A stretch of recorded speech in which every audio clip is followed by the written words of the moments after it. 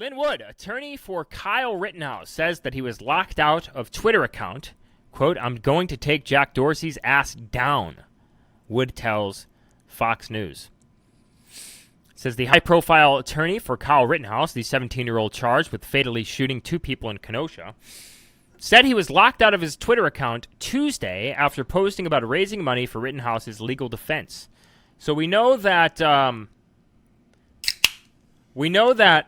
that he, GoFundMe banned his account. Lynn Wood argued that the action against his account is the latest example of Twitter censorship of conservative voices, and he intends to file a lawsuit against the social media giant and its CEO, Jack Dorsey.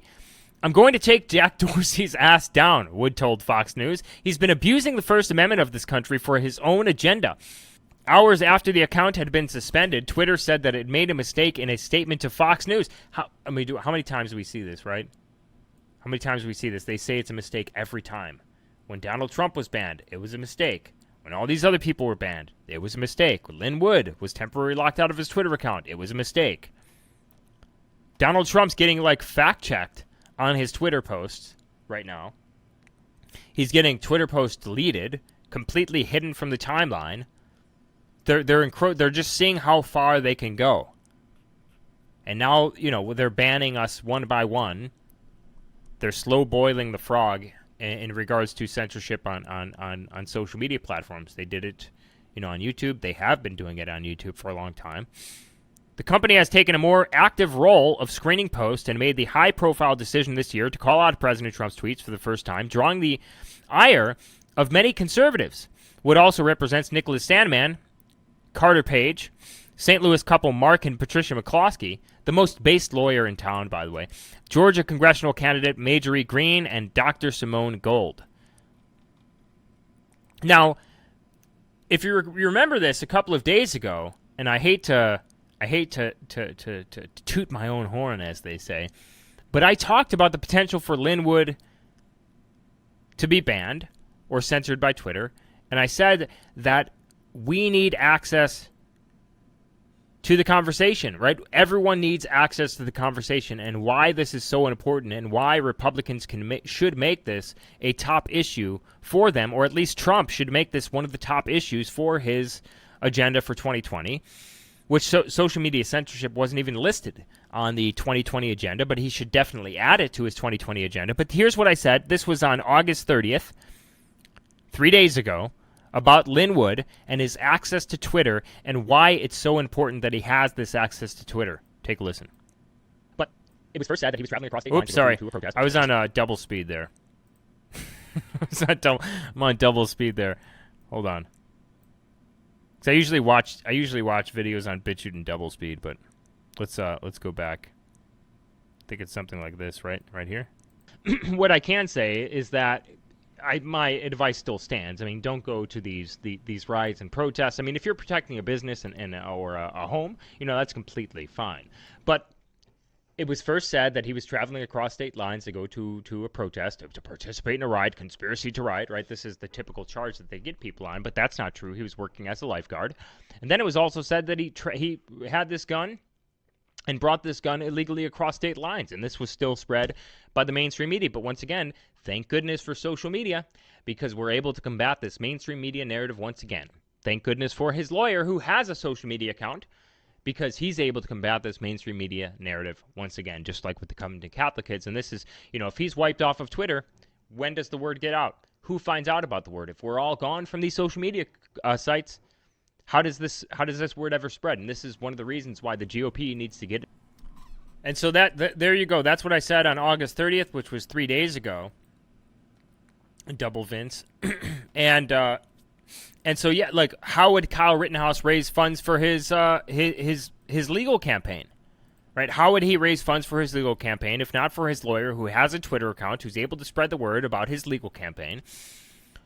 So now what he's saying is that he's going forward, he's only going to be using Parler to spread new information about the Kyle Rittenhouse case. So all of the updates for the Kyle Rittenhouse case, all of the updates for the fundraising campaign for Kyle Rittenhouse, and for the McCloskeys and things like this are going to be on Parler. He's going to post them to Parler, and I guess that this is probably a good occasion, a good enough occasion to plug my Parler.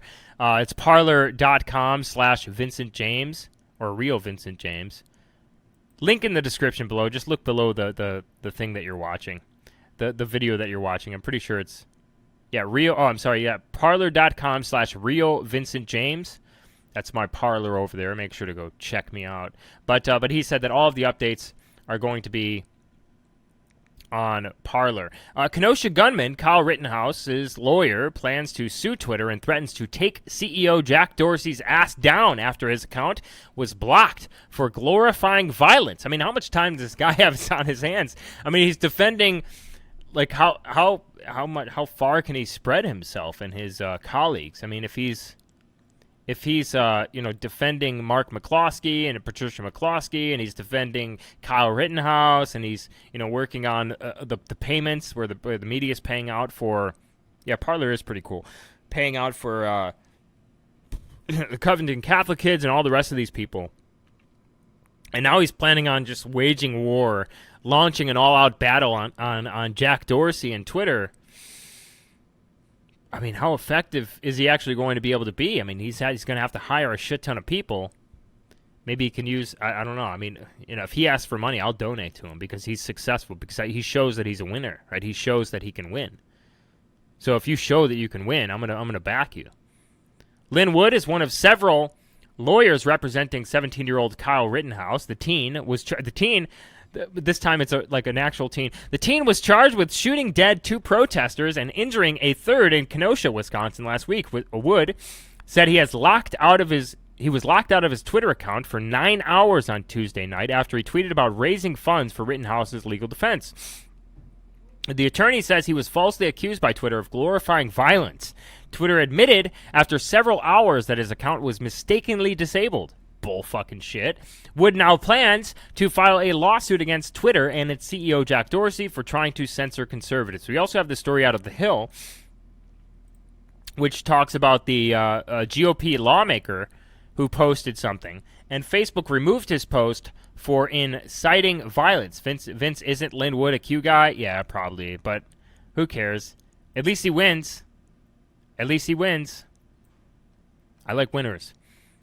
Facebook removes GOP lawmaker's post for inciting violence. Rep. Clay Higgins, Republican, suggested in a Facebook post on Tuesday that armed demonstrators in his state should be met with force, leading the social media platform to remove it for breaking its policies against inciting violence. There's a lot of things that are better than Q guys out there, right? There's a lot of things that are worse than Q guys out there, right? He can be some absolute libshit global homo retard, or he can be someone who might be watching Q content. Like, which one? Like, weigh your options here. The guy who is watching Q content, who is standing up for the white teens who are defending themselves or who are slandered by the media, who are standing up against big tech, who are actually successful, who actually win, who got the Covington Catholic kids a win, who are standing up for the McCloskeys, defending themselves. This guy over here, or some libshit, global homo, retard. Like, which one? Of course, we're going to go with the Q guy. Everyone has their flaws. In the post on his campaign account, Higgins attached a photo of black men with guns and wrote, "One-way ticket, fellas. Have your affairs in order. Me? I wouldn't even spill my beer. I dropped 10 of you. Where you stand." It's just absolute boomer posting here by this GOP lawmaker. Nothing personal. We just eliminate the threat. We don't care what color you are. We don't care if you are left or right. If you show up like this, if we recognize threat, you won't walk away, Higgins continued. And so Facebook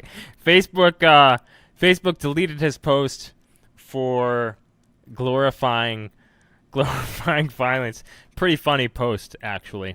My goal is to eventually become a powerhouse of truth. That is why it is imperative that you check the links in the description below and go to either Patreon and Subscribestar and support us for at least the cost of a cup of coffee a month. We already have writers writing for theredelephants.com, but we'd like to bring on more in the near future. By the way, at theredelephants.com, you can also find t-shirts, hats, and other products. Check the links in the description below. It helps us out tremendously.